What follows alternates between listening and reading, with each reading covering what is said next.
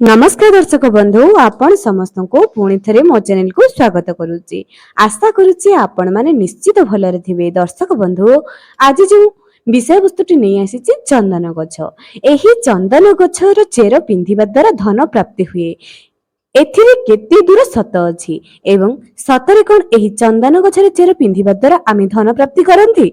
चलंतु मु आज आपण मानको प्रमाण सहित बताइबी। ता सहित एही चंदन गछ चेरर औषधीय गुण मध्ये बताइबी। एही चंदन गछ को आपण निज घरे लगाइबे कि नाही ता विषय मध्ये बताइबी। जदि आख पाखरे चंदन गछ अछि एहा शुभ कि अशुभ। दर्शक बंधु एही चंदन गछर विशेष लाभ मध्ये आज आपण मानको बताइबी। तत् सहित सबुठारु चमत्कारी गुण हेउची एही गछर चेर पिंधिबा द्वारा आपनको धन प्राप्ति हुए, ऐश्वर्य प्राप्ति हुए। एहा केते दूर सत्य। जदि आपण माने एही चेर को पिंधिबे, केबे पिंधिबे, किपरि पिंधिबे एवं किपरि पूजा करी पिंधिबे दर्शक बंधु एवं केउ मंत्र रे पूजा करी पिंधिबे ता सहित आउ गोटे कथा मध्ये कहूची। जदि आपण मानको विश्वास हेउ नै थरुटी परीक्षा करंतु। निश्चय परीक्षा करंतु। जदि आपण मानको विश्वास हो नै थरुटी परीक्षा करंतु एवं निश्चय जानिबे जे एही गछ एवं मो कथारे केते दूर सत अछि। एबे आ गोटे कथा मध्ये कहूची। जेति कि भगवान को कृपा आम ऊपर रही थाई ना किछि देववृक्ष एबे मध्ये एही धरापृष्ठ रे अछंती जहा कि मनुष्य जातिर हित करूछंती।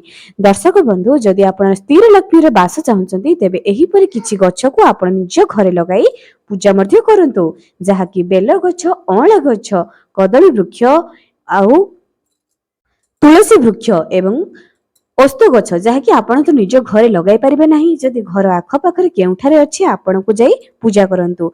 एही गछर पूजा किपरि करिवे ता उपरे मो वीडियो ऑलरेडी मो चैनल रे अपलोड हे सारिछि। आपण माने चाहिले निहाती जाई कि देखंतु। चलंतु आउ डेरी न करी चंदन गछर चेर चंदन गछ विषय रे विस्तृत भाबरे जानिबा। तागु मु आपण मानकु अनुरोध करूछि जे आपण माने वीडियो को निहाती गोटे लाइक दे कर दियंतु। चैनल को सब्सक्राइब करी पाखरे थिबा बेल आइकन को क्लिक कर दियंतु। बेल आइकन को क्लिक कर देबा द्वारा मो चैनल माध्यम रे आसुथबा प्रत्येक नोटिफिकेशन आपण को पाखरे जल्दी पहुंची परिबो। दर्शक बंधु एही चंदन गछ जहा कि श्रीहरिंकर अत्यंत प्रिय अटे एवं जेउठारे लक्ष्मी थांती सेठी थारे नारायण भी थांती एवं जेउठारे नारायण थांती सेही थारे लक्ष्मी भी थांती। तेबे चलंतु हमर तो गोटी डाउट क्लियर हे गला जे एही चंदन गछ रे लक्ष्मी नारायण कर वास अछि। चलंतु एबे आमे जानिबा एही गछ को आमे निज घरे लगाइबा शुभ कि अशुभ। प्रथमतः एही गछ एते विराटकाय होई थाए जे एही गछर चेर एते विराटकाय होई थाए जे जदि घर आख पाखरे लगाइबे आपनको घर ऊपर को ही विपत्ति आसीबो। जहा कि सेही चेर जदि घरर तळे तळे जिबो आपनको घर ऊपर को ही विपत्ति आसीबो जहा कि घर भांगीबार भी संभावना थाए। तेनु देखिथिबे साधारणतः एही गछ को निज बाड़ी बगीचा रे घर ठारू बहुत दूर रे लगांती। किछि जनकर आंब तोटा पणस तोटा एही पाखरे लगांती एवं एहाको जंगल रे मध्ये रोपण करा जाय थाए। तेबे आपण माने निश्चित करंतु जे जदि आपण माने एही चंदन गछ को लगाइबे केउठारे लगाइबे। एहे त थिला प्रथम कथा। एवं द्वितीय कथा हिया जे शुभ अशुभ एपरे किछि न थाए किंतु एही गछ आपण जदि लगाइबे आपणको घरर ही हानि हबो। कारण एही गछर चेर एते लंबा जे आपणको घर को मजबूत रु टिके दुर्बल कराई देबो। तापरे आमी जानिबा एही चंदन गछर औषधीय गुण। दर्शक बंधु आपण माने तो जानिथिबे एही चंदन गछ को जदि आपण घुरी करी चंदन गछर काठ को घुरी करी आपण जदि निज मुखरे लगांती आपणको मुख बहुत सुंदर देखा जिवो। एहा आपण माने आगरु जानिथिबे कि न जानिथिबे मु जानि नाही किंतु जदि मुहर सौंदर्यता वृद्धि करबा पई चाहुचंती एही चंदन गछ को घुरी करी प्रत्येक दिन निज मुहरे लेपन करंतु। द्वितीय जिंस तृतीय जिंस एहार औषधीय गुण। दर्शक बंधु एही चंदन गछ ब्लड प्रेशर को आपणकर लो ब्लड प्रेशर हो किंबा हाई ब्लड प्रेशर हो एही चंदन गछ जेतेबेले आपण चंदन घोरिबे एहाकू पानी रे पकाई पीबा द्वारा आपणकर हाई ब्लड प्रेशर हो किंबा लो ब्लड प्रेशर हो एहाकू नियंत्रण करिथाए। द्वितीय कथा एही चंदन गछ आपणकर देहरे जदि कोनोसी प्रकार स्किन डिजीज होची अर्थात कोनोसी चर्म रोग होची तेबे आपण एहाकू निज देहरे लेपन मध्य करि पारंती। एहा आपणको आराम मध्य प्रदान करिवो।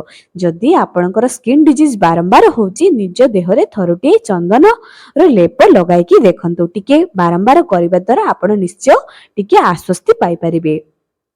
एबे आउ गोटे होची जदि आपणकर छिंक बंद हेउ न थाए आपण कोन करिवे एही चंदन गछ को घुरी करी पानी रे पकाई दियंतु। एहाकू आपण निजे निश्वास प्रश्वास रे नियंतु अर्थात सुंगंतु। बारंबार एपरी करिबा द्वारा आपणकर छिंक बंद होई जाए। दर्शक बंधु स्वास्थ्य संबंधित एमिति बहुत प्रकार फायदा देथाए एही औषधीय वृक्ष चंदन गछ।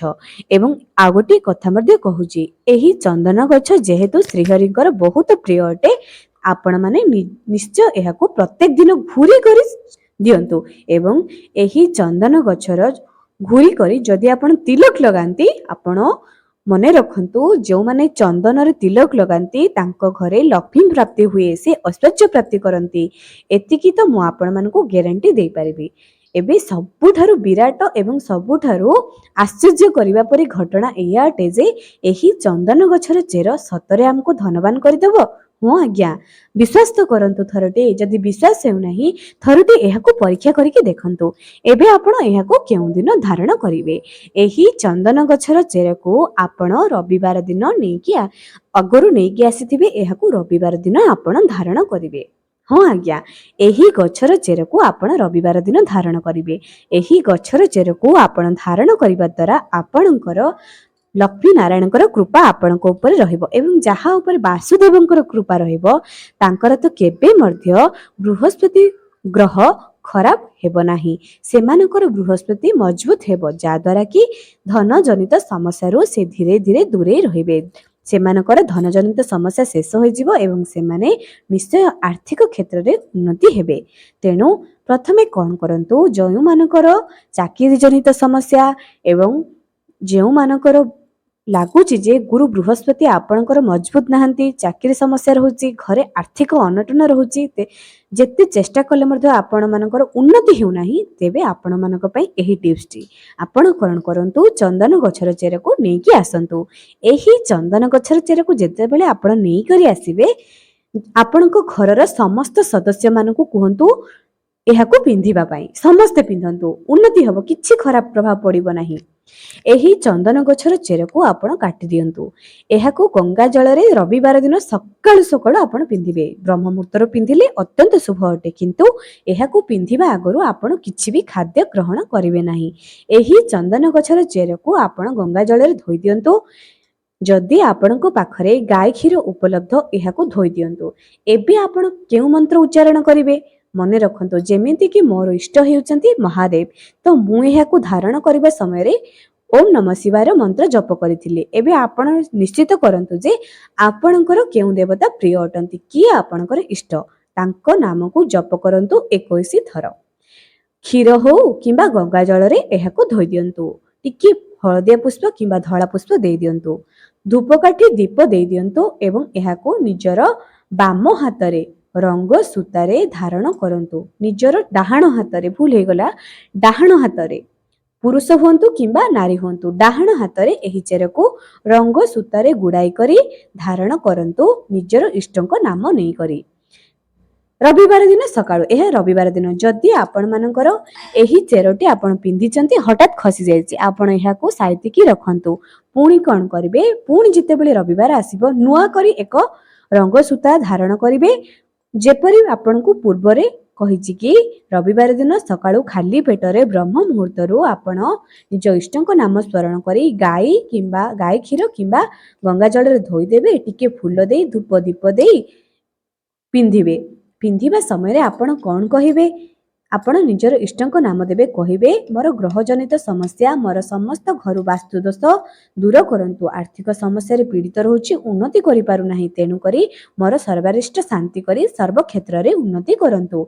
एहाकू कहि करी आपण निज डाहाण हाथ रे पिंधंतु। आपण माने एहाकू समस्त पिंधिले मध्ये किछि असुविधा नाही। आपण माने चाहिले निज घरर समस्त सदस्य एहाको पिंधि पारिबे। एहाको पिंधिबा द्वारा टंका जेमिति आकर्षित हुए ना, एही चेर आपनकु आकर्षित करिथाए टंका क्षेत्र रे। हाँ आज्ञा विश्वास करंतु। जदि विश्वास हेउ नाही थरुटी एही रविवार दिन चेष्टा करंतु। केउठारु मध्य चंदन गछर चेरकु संग्रहित करंतु एवं थरुटी आपण पिंधि करी एहर लाभ निश्चय देखंतु। तेणु जदि आपण माने एही सब समस्या रे पीड़ित अछंती थरुटी चेष्टा कले क्षति कोन? आपणकर टंकाटी खर्च हेबो कि? आपणकर हजार हजार टंका खर्च हेउची कि? तेबे थरुटी तो चेष्टा करंतु। विश्वास रे हरि मिलंती।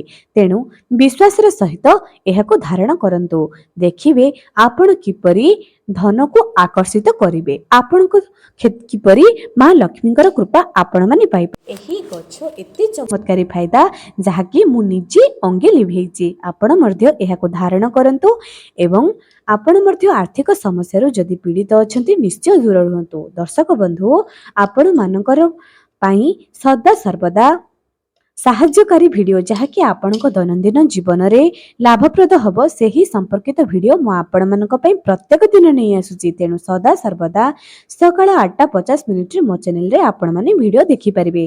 तेणु मो चैनल को प्रत्येक थर सब्सक्राइब करंतु एवं वीडियो को गोटे लाइक टे करी एहाको बहु मात्रा रे शेयर करंतु, जा द्वारा अन्य माने मध्य एहार लाभ उठाई परिबे।